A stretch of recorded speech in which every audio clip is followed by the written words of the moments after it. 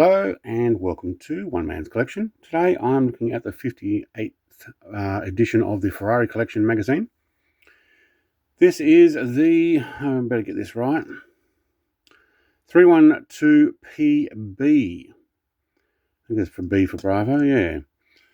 Beautiful looking model on this one. And I kind of remember having, probably in the late 70s, early 80s, a AFX slot car of one very similar to this. I'm going to go through the magazine and read what's in here. Then we'll have a look at the die-cast car in a lot more detail. I'm not going to go through every word in detail, so you'll have to pause the video if you want to read the articles. But in this particular issue, the single-seater is the F1 Ferrari 248F1. Obviously the 312PB 1972 car. Concept car is the Pininfarina one-off supercar, the Mythos. Don't know much about that. We could have a model of those. We don't. And the poster is of this particular die-cast car as well. Schumacher's final Ferrari single-seater. The historic photograph of the new 248F1 single-seater taken during the presentation at the Mugello circuit early in 1996. Standing behind the car are the three drivers involved in development. From left, Michael Schumacher, test driver Luca Baudier, I'm not sure how to pronounce that, and Felipe Massa, who joined the team in 2006 after a stint as a test driver. So Felipe Massa was actually a test driver, was he? Okay.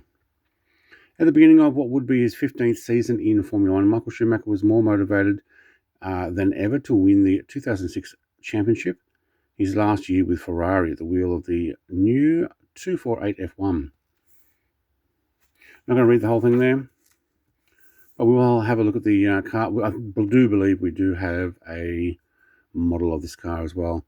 I've already shown that off, I think. If not, it'll be coming up. Engine is a rear longitudinal 90-degree V8, just under 2.4 litres. Excuse me. 2.398 to be exact. Maximum speed over 360 kilometers an hour, or 224 mile an hour. Well done. Normally they don't say how fast they go. Runner-up in both titles. This is what's this? That the 2006 season was going to be different from the previous one. Immediately obvious during practice in Bahrain, when Michael Schumacher and Felipe Massa posted the fastest times of qualifying the front row. So what did they get there? Through the 2006 season, 2nd, 5th, 6th, 1st, 4th, 1st, 3rd, 2nd, 4th, 5th, 2nd, 5th, 2nd, 5th, 1st, 2nd, 1st, 3rd, 1st, 2nd, 7th and 8th. 1st and 3rd, 1st, 2nd, 1st, 4th, did very well. Final drivers' classifications, Michael Schumacher, 2nd on 121. Felipe Massa, 3rd on 80. So it's those inconsistent ones that they didn't actually get. Was Alonso winning? Did Alonso win the 2006 and 2007? Not sure. I think so. I have to look at the rest of the article there to work that out. I think that's when he had his thing. All right, the 312PB 1972. That's a Clay Regazzoni and Jackie Eek. Is that what we're running on here? No. Different drivers on this one. Ferrari's 312PB featured a flat 12 boxer engine that contributed to the model totally dominating the World Sports Car Championship in 1972. Flat V12, very nice. Power output of 212 brake horsepower at 12,000 RPM. Okay. Unfortunately, the car had a somewhat brief racing career, during which it finished in the points only a few times. This was because in 1966 the FIA only allowed single-seaters with 3-litre engines to compete in the Formula One World Championship. So I'm guessing they either changed the rules or the rules didn't fit for this one. There's a single-seater version. In addition to dominating the 1972 World Sports Car Championship with a 312 PB, also performed magnificently in the following season, the car was the star of the 1973 Dijon 1000, a new event on a 3.2 kilometre track located 15 kilometres northwest of the city. Though short, the circuit was very fast, enabling the most powerful cars to lap in about 60 seconds. Yeah.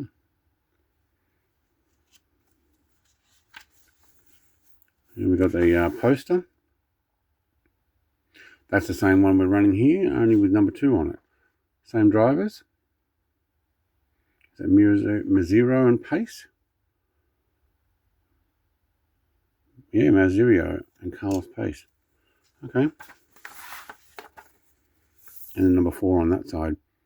Engine is a rear longitudinal flat 12, 2.991.8 cc, so just under 3 litres. 450 brake horsepower, 10,800 RPM. Top speed over 320 kilometres an hour or 199 mile an hour. There's not much to these cars inside, was there? Purpose-built race car. Basically a wedge to hold the downforce. I think I just pushed my staples out from there. Honours. Okay, it's all over the place. 1971, second at Brands Hatch. Excuse me, I'll clear my throat to read these. 1972, Buenos Aires, first, second, and 10th. Wow. Daytona 6 Hour. Yep. First, second, and 4th. Sebring 12 Hour, first and second.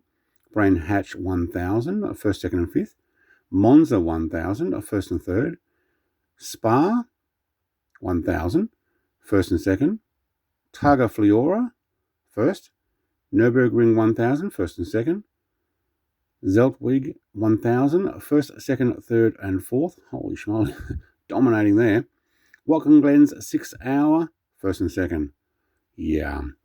Overall came first in the World Championship. Nah, you're kidding. With all those results, you should think so. Following years, we've got a second, third, and 4th. A second and 4th, a first and a second, a 4th, a first and second, second, third and 6th, second and third, and came second in the championships. Just didn't get enough. Do you know what? By 73, obviously somebody else has come along and gone, we can beat that if we do this. Obviously. Or more reliable. All right, classy concept. A stylish prototype built by Pininfarina for the 1989 Tokyo Motor Show, the Mythos was a classy interpretation of a 2-seater Barchetta based on Ferrari's Testarossa. Yeah, I don't know about that. Not as nice a shape as I would. It's almost like, definitely like a fiberglass front end to it that's just been plonked on there. Kind of like a kit car. It doesn't even look like you can put up a bonnet or anything, which you probably don't. It is a concept car. Perfectly integrated with the wings where they're projected beyond the front axle. The headlights are also contributed to the extreme nature of the design, where function was enhanced by the round fog lights that were flush within the front bumper, the lower part of which incorporated a movable aerodynamic panel. Well, that's cool. A moving sculpture. Yeah. Don't know. It just doesn't quite, too smooth across the front there, but that's what it looks like. I guess it's the aerodynamics that they were going for. Rear longitudinal 180 degree V8. 180 degree. 180 degree. So flat. Hang on. How can it be a V?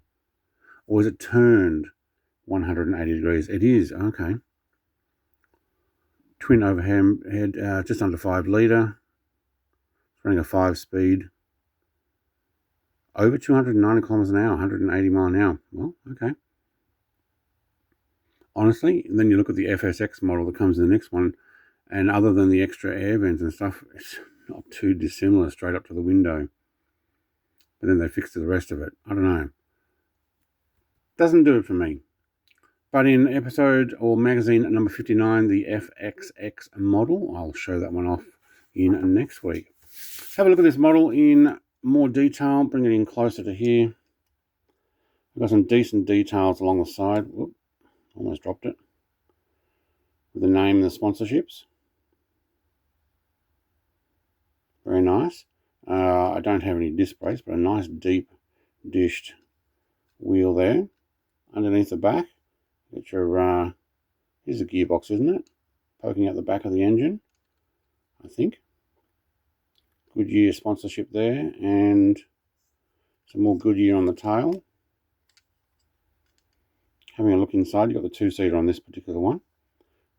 Ferrari emblem on the steering wheel. Yep, silver floor pan down there.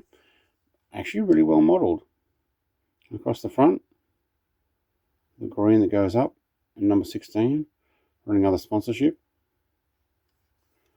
Green mirror stalk as well, and green intakes there around the roll bar. Mirror does have a silver front to it. I like this. I'm glad I got this. It really does remind me of when I was a child having the AFX cars. Just smaller than these, closer to 164.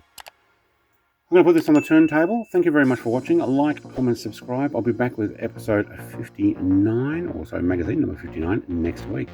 Cheers. Bye.